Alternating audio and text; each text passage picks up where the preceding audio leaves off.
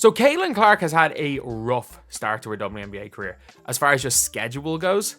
I've been watching all these games and it's tiring. It's tiring watching these games because I'm like, does she play every day? Surely she's not meant to be playing every single day. Like, 11 games in 20 days is completely crazy. But was it the WNBA trying to basically sabotage early in her career? But anyway, before we get on, if you guys aren't new to the channel, subscribe. We are so close to 6,000 subscribers. If we can hit that by the end of the day, that'd be insane. Anyway, now let's get on to the video. So a lot of people are saying the WNBA have set her up to fail. They put her against the Connecticut Sun. Like, she played 11 games in 20 days. And those 11 games, she faced the Aces away from home. She has had multiple back-to-back road trips. They've been all over the country. They've played in New York away. They've also played in Cali away. They're playing every day, it seems. They're traveling all across the country. And they played the Aces, who have played 6 games. The Fever have played 11 games. And I'm pretty sure the Aces played their first 4 games at home. So the Aces have played a couple of home games with tons of time to practice. And the Fever have played 11 games. And of those 11 games, they have played the Aces, who are the best team in the WNBA. They have played the Connecticut Sun twice, who are the best current record in the WNBA. They have played the best team in their conference, the New York Liberty, twice. And they have played the only, not great team they have played, or not good team they've played. They've also played the Seattle Storm twice. And the Seattle Storm, who didn't have the greatest start to the season, suddenly Ineko Mumuke is completely healthy to play against Caitlin Clark, and they go on a win streak as soon as they start winning that game. So, they have had the roughest start to the schedule imaginable.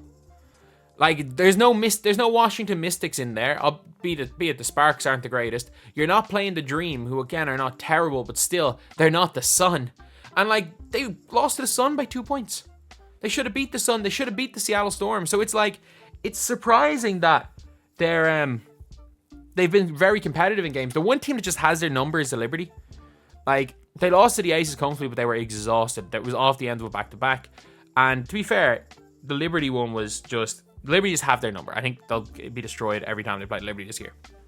But it is really interesting because a lot of people are saying they set her up to fail. And I only think that's because she looks exhausted and they're losing. Because if Caitlin Clark was dropping 40 points a game, it could have been the opposite. They could have been setting her up to succeed. Maybe they thought that she was going to have a better start to the year. Because there's only one of two ways to look at it. They're either setting up to fail or setting her up to succeed. Because if Caitlin Clark had came out, because of how good the Connecticut Sun are, and balled in her debut, then we're looking at this in a different way. If the Liberty just didn't have their number, we'd be looking at this in a completely different way. So, I don't necessarily think that the WNBA did set them up to fail, because they do have a much softer, they've a much softer, end to the year. They still have to face the Mystics 4 times, I think. They have to face a bunch of the weaker teams. So, even though they had a real front-loaded schedule, it's going to even out. They still play the same amount of games, the same amount of times, and it means that, they're in a situation where, yeah, they might be losing now, but as the year goes on, they're likely to start picking up some wins. I've heard people even say they think that the Fever make the playoffs. So I'm looking at their next few games. By the 11th of June, within 1 month of the season starting, they've played the Liberty with Breanna Stewart, Sabrina Ionescu, Jonquel Jones, and Vandersloot and other players, and Lainey Hamilton. They've played that team 3 times, and then by the 11th of June, they're playing the Connecticut Sun 3 times, who have not lost this year, which is nuts. Then, after that, they go on a run of... They play the Atlanta Dream, who are okay. They're not a bad team. They then face the Sky, who are not great. They face the Mystics, who are terrible. They face the Dream again, who are not great. They face the Sky again. And then, obviously, once they start facing the Seattle Storm, it gets a bit tougher. Then they face, the Mercury. They play the Aces and Liberty in a row. But I'm looking at this schedule, I'm like, it's not that bad. It's really not. So, they don't have the worst schedule post-Olympics either. So, post-Olympics, they face... The Minnesota Lynx are really good. They'll face the Seattle Storm once more, the Sun once more, and the Lynx twice, and Ace. I don't know, they play the Aces twice. So it is, like, it's a tough schedule, but again, it's a short league. But they've had a much tougher start than they're going to have finish. They have not played the Mystics yet. They've not played the Mystics yet.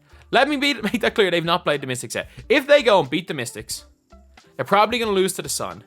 But then they go and beat the Mystics, and then they could very well beat the Sky and the Mystics in a 2-game stretch. And suddenly they're like, not that they're pushing 500, but it's like they're 6-10.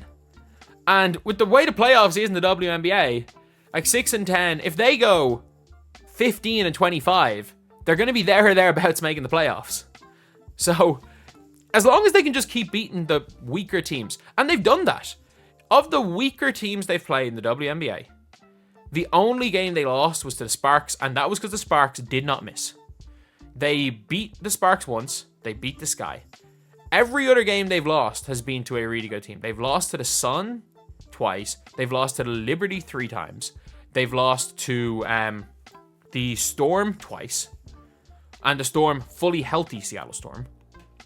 So, other than that loss to the Sparks, which they could have won, they've won all the games they're meant to win. They're winning those games. Especially with the injury situation, with the Erica Wheeler situation, and the fact the team doesn't fit. They're doing okay. So, I think that they're going to hit their stride. I genuinely do think that it was just the WNBA trying to make as much money as possible. I genuinely think that they're trying to make as much money as possible, as soon as possible. So that's why they put so many games so early, and they made sure that she played every one of the showcase teams in these 20 days. But it gets better after that. It means that from now on they've got one of the softer schedules as far as games go. Because again, they've played 5 more games than the Aces. The only thing that we can say is we are lucky Caitlin Clark didn't get hurt. It's hard playing 20 games or 11 games in 20 days, especially with the minutes she played. And because she didn't get hurt, everything's okay. Everything is absolutely okay. But yeah, it's been a decent enough start to the year. No one's been hurt. They've played everybody. She's had her great games. She's had her bad games. So we can kind of stop with the whole she's going to take over the league and drop 40, because she's not. But also, at the same time, if you're watching the games, she is probably one of the 8 or 9 best guards in this league and is without doubt the rookie of the year so far. And I think the only chance she loses that is if Cardoso comes out there and just dominates. Because I don't think Cameron Brink's going to do enough offensively or even get enough minutes to do it. And I think Angel Reese, like, if Angel Reese learns how to make layups, she might do it because of how well she rebounds the ball. But look, if they give rookie of the year to an offensive rebounder, I would be absolutely shocked. Anyway, that's the video. Thank you guys for watching. Please like, comment, and subscribe.